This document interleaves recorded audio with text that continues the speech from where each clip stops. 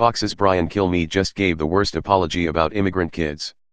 This morning, the host of the president's favorite television show embarked on an openly white nationalist rant that dehumanized the immigrant children thrown into Trump's concentration camps and made a deplorable excuse for the trauma and the suffering that this administration has inflicted on them.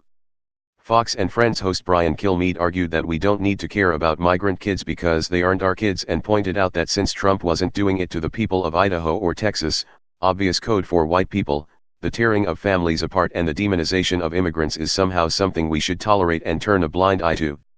The "our kids" line, in particular, rings a white supremacist alarm bell as it echoes what shameless white supremacist Congressman Steve King, RIA, said when he declared that we can't rebuild our civilization with other people's babies in a widely condemned anti-refugee tweet.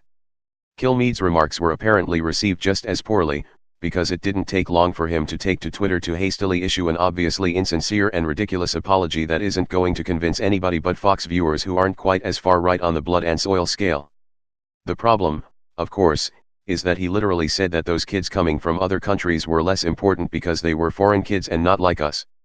Fox and Friends' campaign to normalize white nationalist rhetoric is a deeply disturbing thing to behold, especially in the context of a Trump administration that is rapidly ramping up their campaign of persecution and demonization against immigrants.